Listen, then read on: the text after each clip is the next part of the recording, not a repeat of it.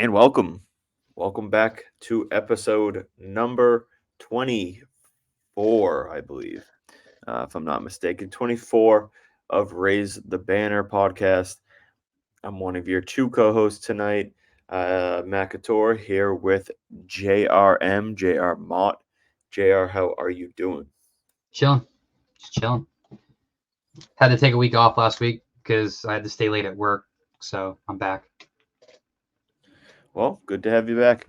Yeah, this will be a nice and quick one. There's not a ton going on in Boston sports. The Super Bowl's this weekend. But that's kind of where we'll jump in. We'll do a Patriots pod here, and we'll break into everything that's kind of been discussed over the last week. We'll branch in a little bit into the draft talk and approaches and stuff like that. Um, Obviously, we'll be doing a lot of that over the next 8 to 10 weeks. Geez, the draft's still a good bit away. But to Combine start, soon though. yeah, it'll come fast too. To start though, we'll jump into the most recent Patriots hires. Since we last spoke, the Patriots made two more coaching hires. One thing has become clear. I think it is that Elliot Wolf is that de facto GM.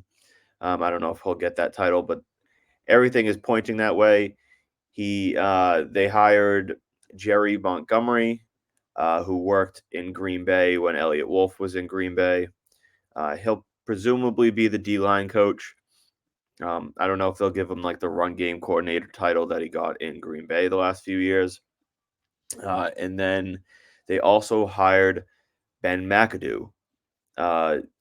Most people in the NFL know Ben McAdoo. Usually it's not very good thoughts for, I guess, reasonable reasons. But he is also a Elliott Wolf connection that he was also in Green Bay during his time when Elliott Wolf was there as well. So what are your thoughts on, I guess, the concept that Elliott Wolf is the guy? How are you feeling about that idea? And what do you think of these two hires? I mean, it was pretty straightforward out of the gates that it's either going to be Matt Groh or Elliot Wolf as the GM. And then when you saw that Matt Groh went out to the Senior Bowl when he went out to Mobile with was it Cam Wilson is the main college scout's name, or is it I don't know if it's Wilson. I forget his name, but yeah, Cam go Williams? on. Cameron Yeah. Williams. They went out to Mobile, to the Senior Bowl to scout. So Elliot Wolf stayed back behind and was doing the personnel hiring with Gerard Mayo. So normally the GM or the person that's as the acting GM is going to be working with the head coach with hiring staff and evaluating staff for personnel and stuff like that. So just seeing that and then just the way that the hires have come together, it's pretty obvious that Elliot Wolf is the acting GM or de facto GM, you could say. Even without the title, I wouldn't be surprised if maybe later on after the draft they end up giving him the general manager title. Yeah, I mean that makes sense. I kind of hate that if he's been given that role, like just announce the title. That being said, I don't really care if he doesn't have the title. You know what I mean? If they're gonna give it to him, just give it to him now. But in the big picture, I don't really care as long as they're going into this offseason with a clear decision maker. So if they give it to him later, whatever. As long as they're heading into the March and free agency with a clear understanding of, okay, it might be a 1A and 1B situation with him and Grow, but when push comes to shove, if a potential deal comes on the table, a trade comes on the table, a signing comes on the table, or a draft pick comes on the table, there's got to be someone that makes that final decision.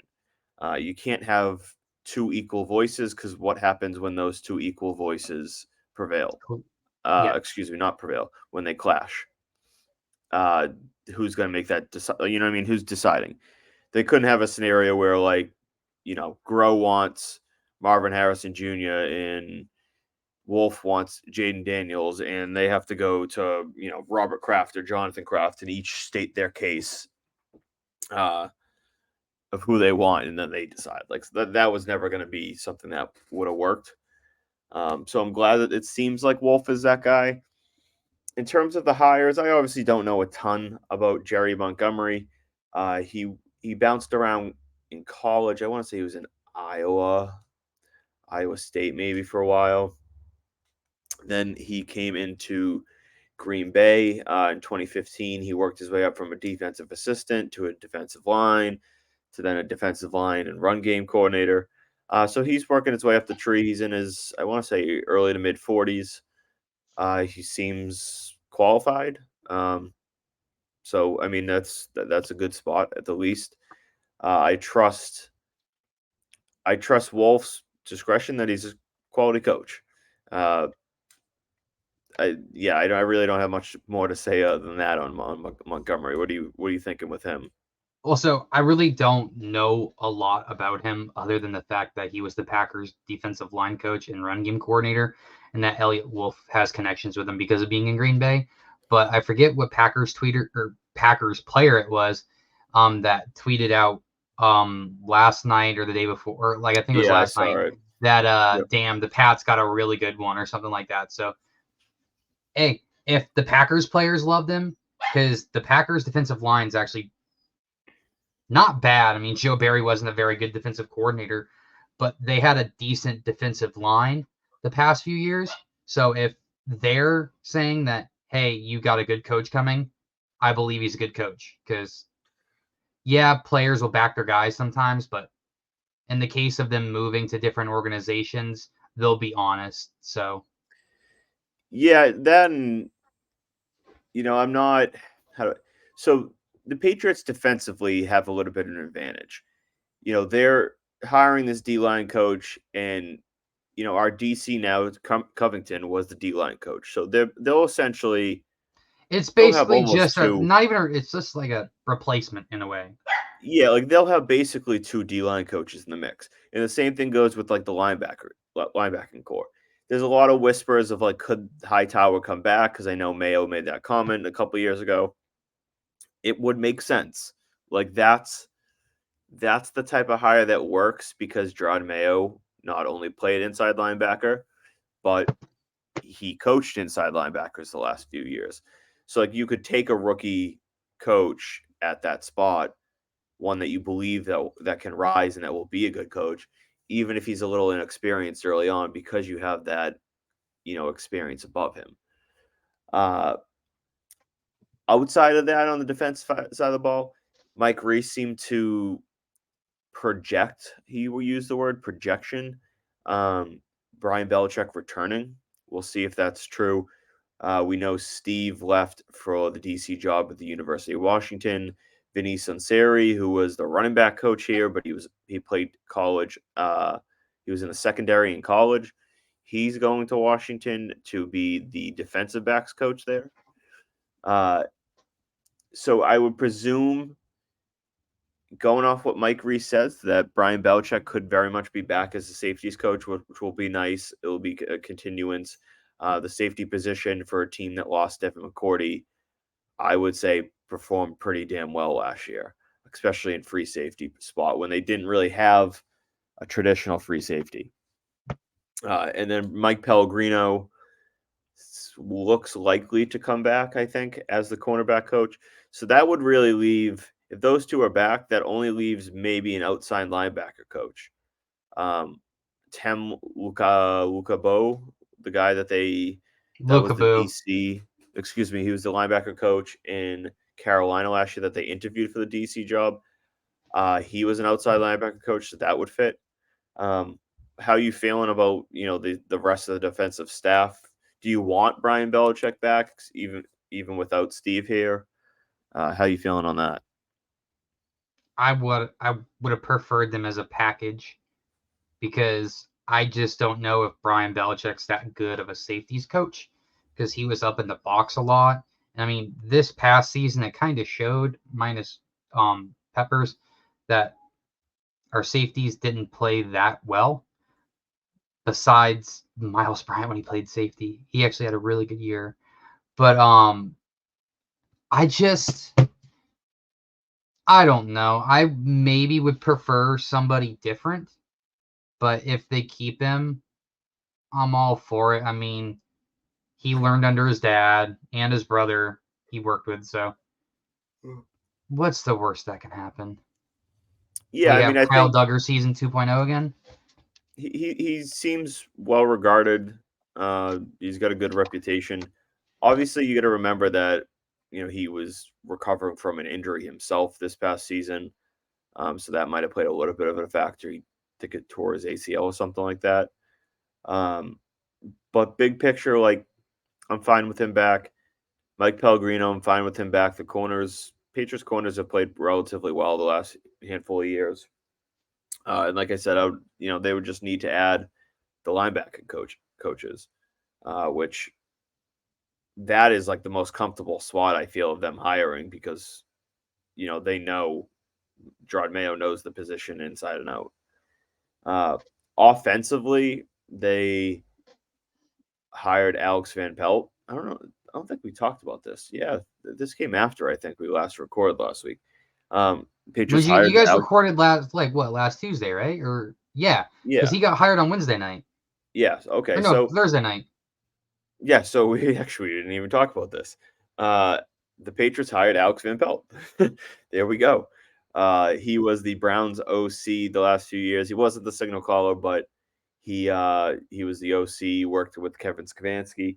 He runs the West Coast offense, which is certainly a change from what the Patriots have seen the last, well, I guess 2 decades almost. Um, he is seen as a player's coach. He connects well. He seems like a smart mind. He brings a little bit of new dynamics to the offense, which is certainly nice. He has connections around. He's experienced co-running, I guess, in offense.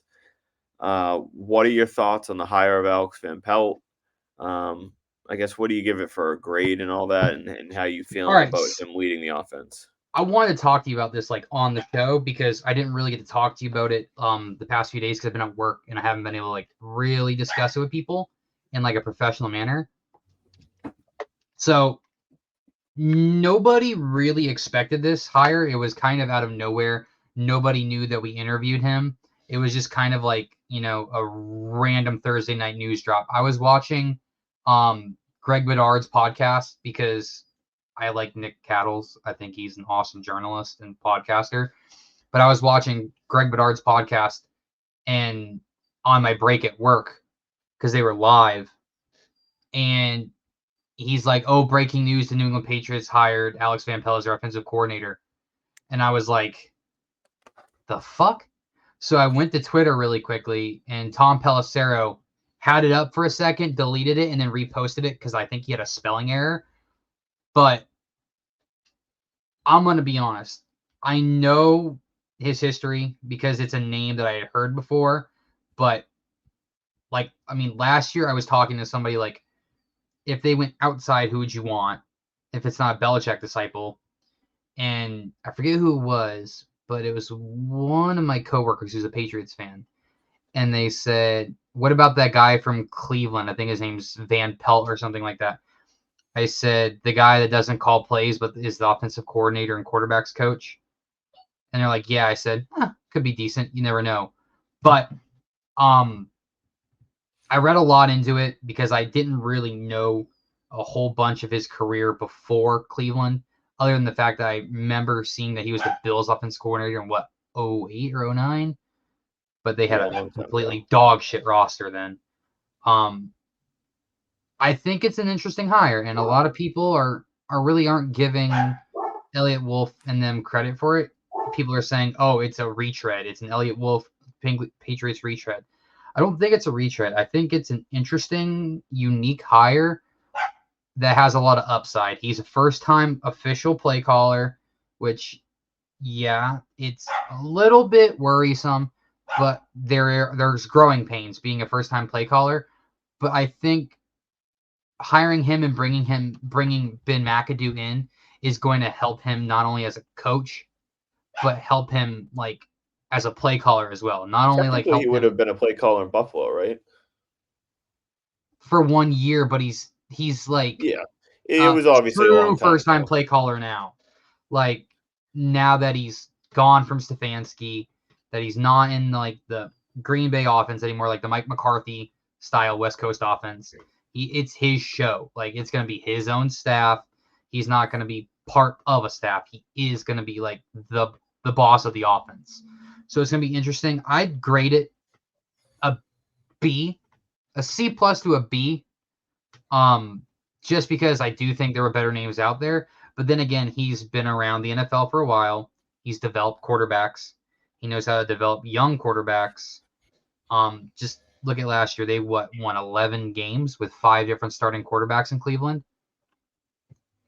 He brought Joe Flacco off the couch literally weeks prior. Or like weeks prior, he was watching football like us on the couch.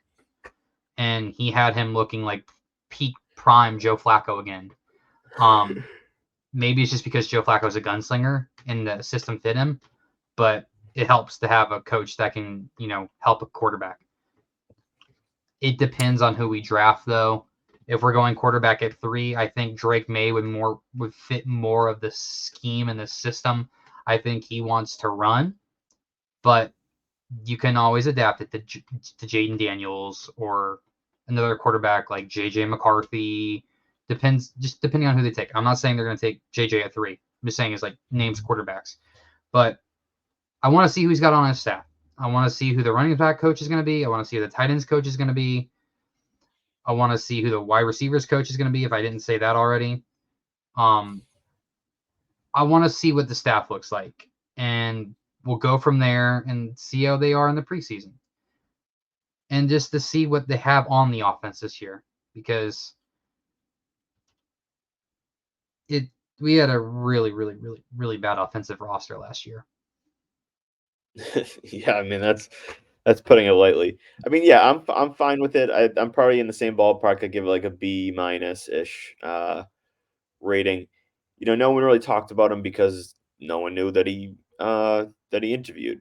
I remember mentioning him, I think, on the here of an option to be like an offensive assistant for a different um, OC, like if it was like a Nick Cayley or something like that, and they wanted a veteran guy. Um, I'm not going to act like he's some whisperer or he's seen as some whisperer or it's going to be some magical hire and everything's fixed and it's great. We'll see. He seems like a solid offensive mind that has experience, and like you said, he's developed QBs before. So I'm, I don't want to say thrilled. I'm not. But I don't want to say content because that's probably underselling it. I think it's a solid hire. Uh, More interesting, kind of a little bit more interesting of it will be the staff. Like I mentioned, they hired Ben McAdoo, who uh, is a field head coach in New York. But it should be noted a few things. He was the OC in 2015. That was one of the most successful Giant years in a long, well, over the last over the last half decade or decade plus. Uh, I think Eli threw I think he threw 27 picks in 2014, and he came out in 2015 and had a pretty good year under Weren't Ben they top 10 McAdoo. in scoring that year, 2015? Yeah, I want to say they were like sixth or seventh or something like that. They then fired the head coach, and they promoted Ben McAdoo. Uh, he didn't really do too well. It is also should be noted.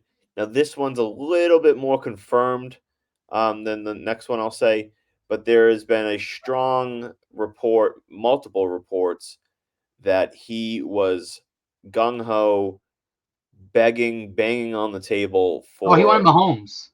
for Mahomes. He wanted Correct. Mahomes in that draft. He Um, wanted them to I trade up for believe. Mahomes. I know I that. believe was it Dave Gettleman who was the GM at the It was time? Gettleman. Let's see. So 2017 No, it NFL was Dave draft. Gettleman. No, I know. I just want to see where they were. Um, It wouldn't have been much to move up from. so they were at 23. Yeah, they were at 23. So they would have to move up from 23 to theoretically 10. here, which I forget who Kansas City traded with to get up to 10. But, that would have taken a pretty good offer. But obviously, in hindsight, it would have been one of the best trades that not one of, probably the best trade the organization would have ever made. He has the reputation, and McAdoo has a reputation of being a good evaluator at the QB position. He supposedly had Josh Allen and Lamar Jackson ranked 1 and 2 in the following year's draft. That is the draft with Baker Mayfield, Sam Darnold, Josh Rosen, including Lamar and Josh Allen. Do I take these things as gospel, like these reports that he had this person right there? No. Am I just going to assume that they're wrong or they're fake? No, I'm not going to either. Multiple reports have basically said that he is a good QB evaluator.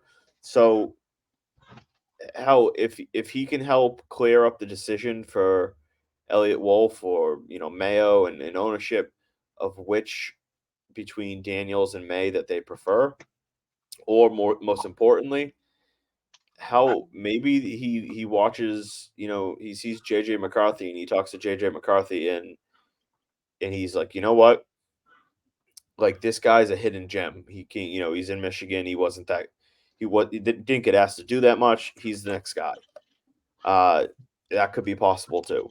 I know, was it Lance Zierlein or whatever his name is, came out today and says if he had to guess that it would be that the Pats don't take a QB at 3 and then trade back up to get a QB. Look, like I said, if McAdoo can help on that process and help get that pick right, if they go QB, of course, then I'm all for it. Well, McAdoo can evaluate quarterbacks. He had Josh Allen and Patrick Mahomes ranked 1 and 2 in Big Board, or in his rankings for that draft. So, Lamar was 2. They were 2 different drafts. But yes, I get what you're saying. Oh, that's right. Yeah. Yeah, they were the number. He was their number one. No, excuse me. They were his number one of the 2 consecutive drafts. Everyone's flipping out like, oh, like he's this retread, or not even retread, but he's just a sucky offensive coach. He's a bad OC, blah, blah, blah. First of all, he's not calling plays. So if you're calling him a bad play caller, it doesn't really matter because he's not calling plays. He's not going to be, he's not the OC. He's not even supposedly the quarterback's coach. He's an offensive assistant. People need to take a step back and be like, all right, like, this isn't some amazing hire, but it's also not like, oh my God, like they're screwed type of hire. He's an offensive assistant. If he can aid and help in development and maybe evaluate QBs, then sure, solid hire, great. Bring him in, another veteran guy that has a lot of experience. More often than not, those things don't really hurt a team. So I'm fine with it. I don't see any bit of a major issue. So going off that, I think that the offensive staff that we've oh my God, I can't talk. That we've hired so far is a positive. It's everything we thought it was going to be, minus it being a Kyle Shanahan or Sean McVay guy. I mean, Van Pelt is technically a Gary Kubiak disciple because he was part of the Gary Kubiak tree in a way. But I think, and don't hold me to it, I think this offense is going to be miles better than it was last year. Yeah, I mean, well, I guess we don't know. We got to see who's part of this offense. If we have Dumb and Dumber starting at quarterback this year, then if they don't take a quarterback at 3 and they take Marvin Harrison Jr. or Joe Alt, or if they trade back and do something different, then I don't know. But if they have Jaden Daniels or Drake May starting, if they take him at 3, or if they trade back, get an extra pick like Minnesota, that trade that Colin Coward said today about Justin Jefferson, number 11. 11, 25 first, and JJ for 3. That's JJ that's basically Jefferson. 3 first rounders. I would say that's even slightly over. Which, like, isn't some unheard of thing. Like, I believe San Francisco gave up 12 and first and a third maybe to move up to 3 for Trey Lance. So it's not like it's like some unheard of thing. I just don't see Minnesota trading Justin Jefferson. No, unless they really can't get to a contract like agreement before the draft. That's the only way I think they don't trade him. Yeah. So I messed around and I did a mock off that. I had to force a trade because PFF wouldn't do it. But tell me how you would feel about this. They make that trade at number 11. I know you're not huge on this guy, but I know you kind of like him. They double dip at receiver, double dip at LSU wideouts, and select Brian Thomas Jr. I love Brian at Thomas number Jr. 11. Okay, so they double dip. So now you're a Pats fan at number 11. You just got Justin Jefferson, and you have Brian Thomas Jr. Are the QB position is still what are we gonna do? I would use But 34 in that 25 first and trade up for a quarterback. so I'll get to that. So instantly though, your wide receiver core is transformed. You have JJ on one side, Brian Thomas on the other side, Douglas in the middle. You can tell Parker and Juju to go kiss rocks or whatever, Fuck kick off. rocks. Yeah. And your wide receiver core goes from bottom 5, maybe bottom 2 or 3 or 1 to I don't know. I mean, if you hit on Brian Thomas, which I am a big Brian Thomas guy, I'm not even afraid to say that. Brian Thomas to me, and it's tough because I am also Marvin Harrison Jr. is a the complete wide receiver prospect. Malik Neighbors, I think, is also going to be a stud. Odunze is really good. I have a little bit of question marks on him. But Brian Thomas Jr., like, if you told me Brian Thomas Jr. ended up being the best wide receiver in this class, I genuinely would not be shocked. And I know that's hella bold to say. And he does come with a little more uncertainty than like Marvin Harrison. So it's not like I would bet on that for even money, but he's got that type of talent. So you would transform the wide receiver core. After that, I then went and the Eagles came up at 22. I sent number 34 and the Patriots 25 second and third round picks. So now the Pats would have another first, obviously, from Minnesota. So they'd give up the second and third, but they'd have 2 firsts next year. And at 22, they select J.J. McCarthy. Now, hold up. I had something similar to that, but it was something similar. But what I did was, let me look at my phone really quick on PFF earlier. All right, so what I did is I traded down from 3 to 10. I got a 2025 first, and a 2025 second for number 3. I took Jaden Daniels at 10. I drafted that would be a dream. Okay. And then I traded that 2025 first and 34 and Mac Jones, which I just added him because fuck Mac Jones. To Dallas at 24. And I traded back up and I took Brian Thomas Jr. And I traded I traded 35 to the Cardinals for they took 56 and a 2023 third rounder, and I got 35, and I drafted Troy Fontanu or Fatanu, whatever you say. I basically did something similar, but I nailed quarterback, tackle, and wide receiver with my first 3 picks. Yeah, I mean I think that's like kind of the big goal, and we can get into like free agency might very much change their needs. Like they could theoretically address tackle. They could re-sign Onwenu and sign a different tackle or trade for a tackle, and then all of a sudden tackle's not a huge need.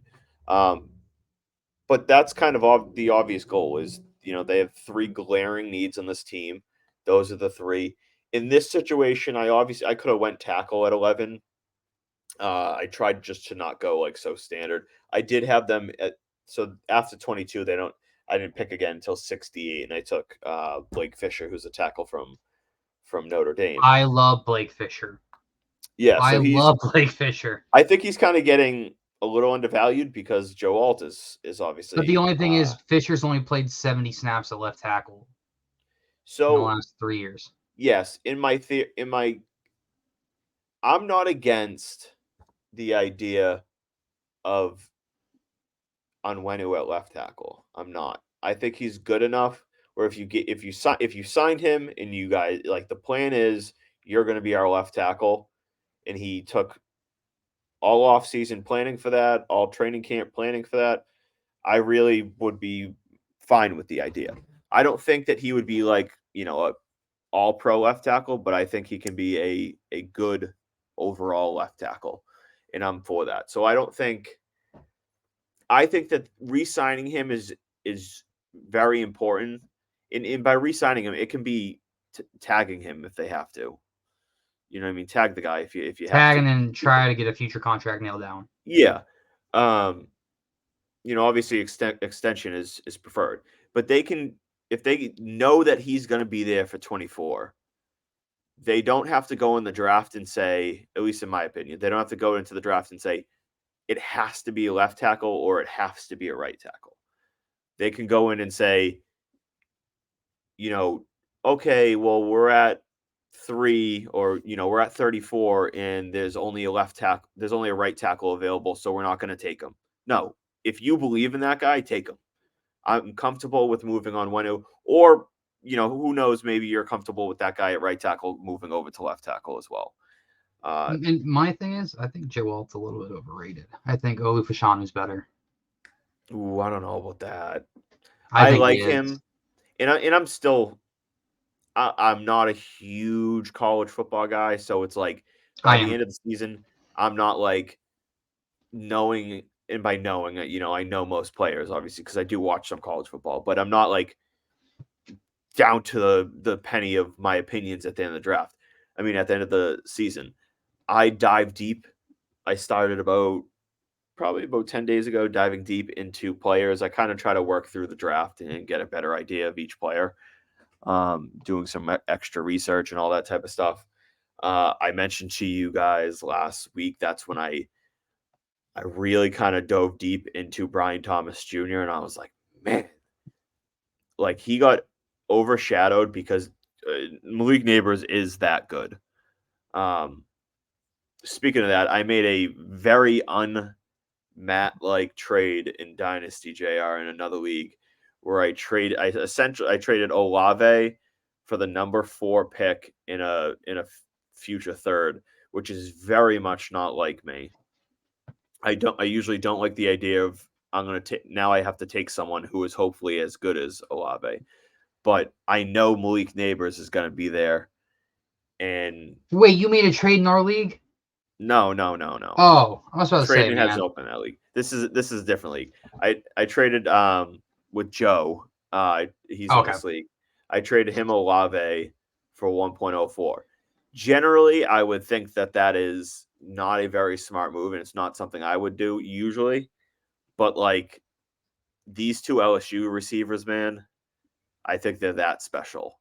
I think it's you're getting a Jefferson Chase light package. Yeah, which makes me a little bit wary of Jaden Daniels because of how good those two. I really do think that they are. I think Jaden Daniels is still going to be really good if he goes to the right team. I'm certainly not going to be the guy that says no, can't draft Jaden Daniels because these two guys were there. No, I like Jaden Daniels. I think that he has a lot to like about him.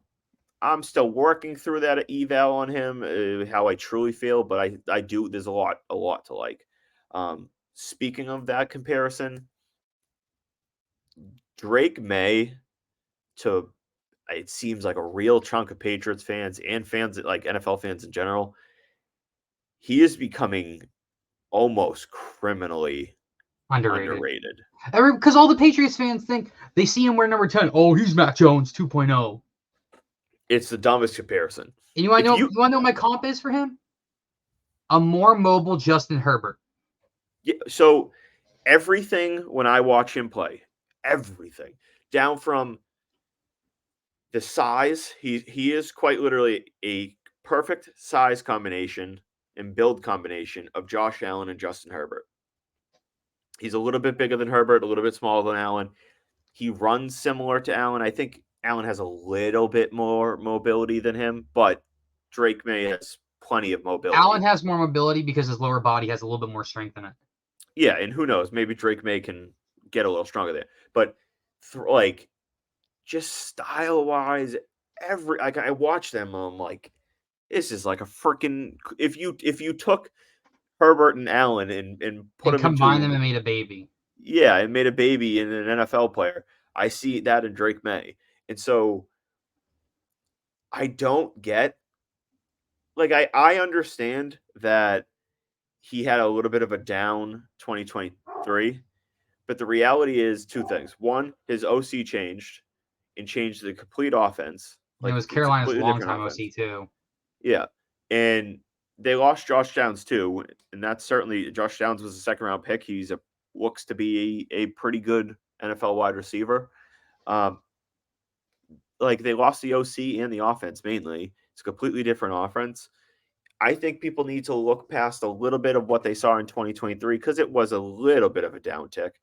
But big picture wise, it would have been very difficult for him to top his 2023 year in terms of his stock.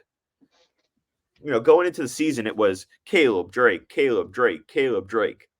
Everything was them two going into the 2023 season, the college football season, everything. So I think people are like, it's just driving me nuts. He's got a big arm, which again, some people are saying like he I doesn't don't have get that that. short I don't arm. get how people are saying he doesn't.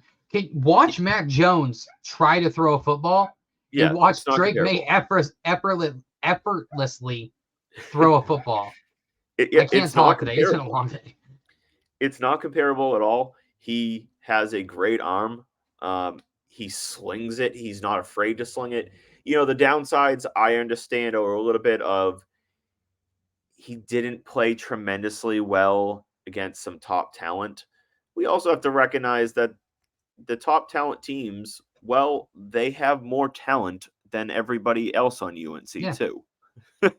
like you go and play like LSU. LSU's defensive line is going to be significantly better than the UNC's O line.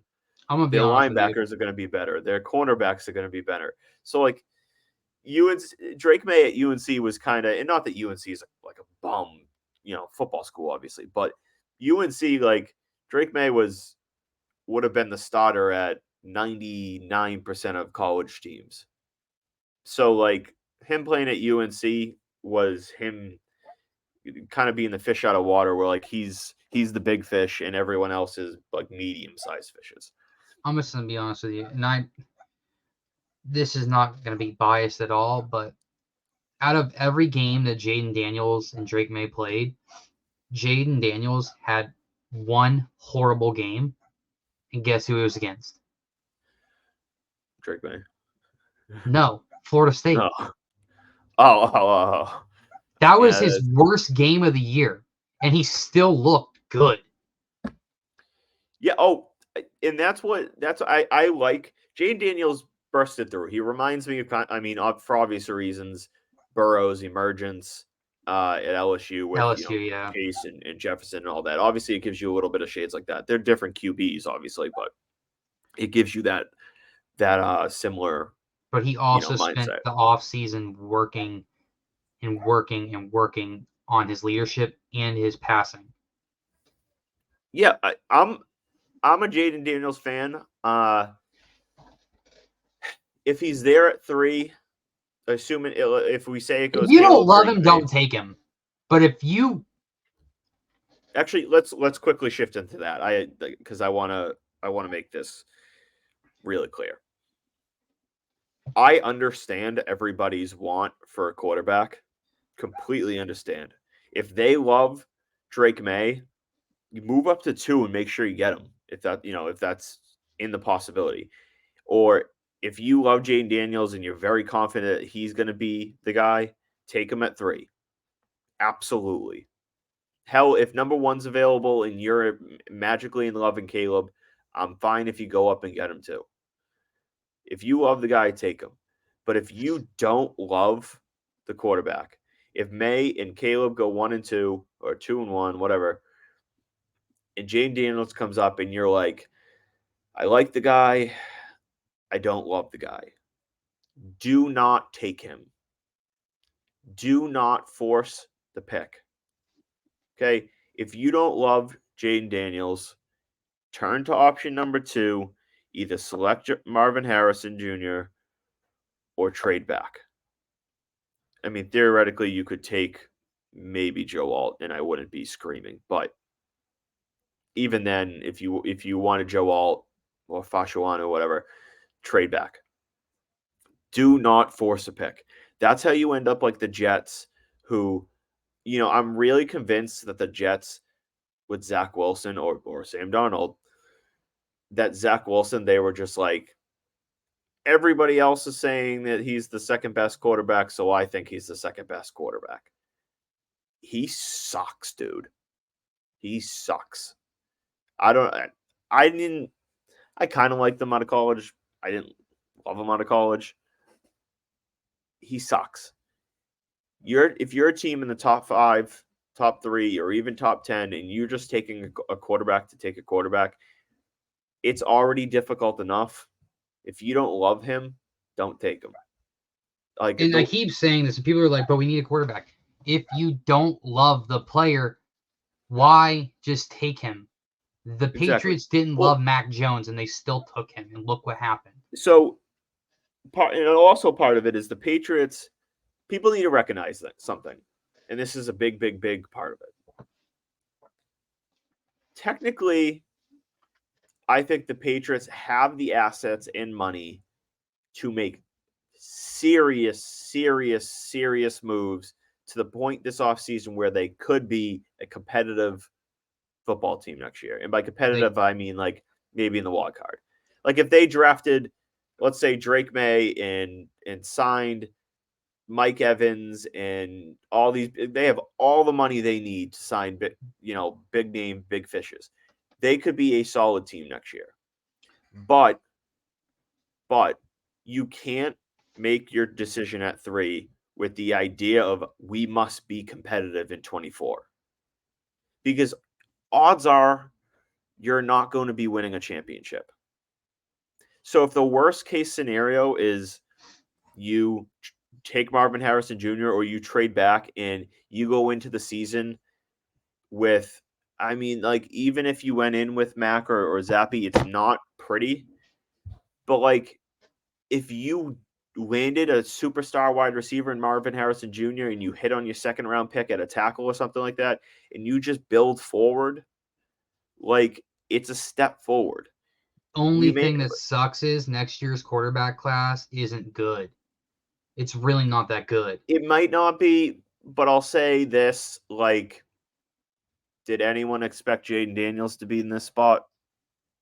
No one. Like, literally, no one. You know what I mean? Some people did. Mid-season, he was expected to be like a second-round pick. Like halfway through the season, he was like. There were some people that expected him before the season that if he had a really good year, he would be a late first-round pick. Yeah, but that's what I'm saying though. So like, they viewed him as like a second or third round guy that like a team could maybe like a Jalen Hurts level guy. Like, a team could take a chance on, maybe develop. He blossomed and he broke through, and now he's going to be a top 10 pick. Why did you have to do that, Jaden? Top 5. Why did you have to do that, man? Yeah. Why did Jaden have to do that, man? But that's what I'm saying. Like, so like next year's class looks a little bit weak, but like we don't know that yet. Like, we don't truly know. There will probably, and by I would say almost definitely, be at least 1 or 2 guys that break through and emerge as the rejected like first overall pick is Quinn Ewers. Yeah, and like his stock is obviously a little bit down, but like he could break through this year. Carson Beck could break through this year in Georgia. I know, but you get what I'm saying. Like we don't. No, I know. Truly know. I just last year was a deeper class, I guess you could say. This year it's kind of top heavy, but that kid from Tulane, man. I think if somebody took him, he's a project. He could be really good. Michael Pratt, baby. Yeah. Michael Pratt's like, I can already tell you that he is going to be. I was watching the Senior Bowl stuff, man. He looks good. He's going to be like one of my babies in this draft. Where like, if the Patriots went into week 1 of next year and it's Zappy and Michael Pratt, I will say they Michael didn't Pratt gets exactly the job at week properly. 3. Well, I would say that they didn't exactly properly address QB. But this goes back to what I was saying. Like if they traded back from 3, or even they took Harrison, and then in round 3, they went and got Michael Pratt. Again, it would be a step forward. And what if Michael Pratt hits? I And I think know people say not every quarterback that has success is a first-round pick. But the only thing is, every single quarterback in this draft, except for Brock Purdy, or in the playoffs this year, were all first-round picks. Exactly. And again, so that's what I'm saying. Like it wouldn't be me saying like, oh, they properly addressed it because they got Mike Pratt. Like they wouldn't. Properly addressing it is addressing it within the first 2 rounds. I would say even like probably in the first round or maybe 34. A top 50 pick. Ish, yeah.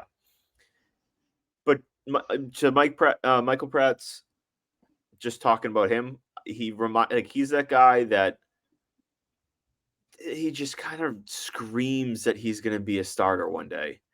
Or at the least, he'll be that guy that like sticks around in the league for a decade or so. You know who he kind of reminds me of? Will Levis, but smarter. Levis is a little bigger, isn't he? Talk about play style. Oh, yeah, a little bit, yeah. Will Levis, but makes better decisions. Yeah, and he doesn't, Pratt doesn't have a rocket arm. I think it's pretty average overall. But better than Mac and Zappies. He reads defenses pretty well. He can move. He's got decent mobility.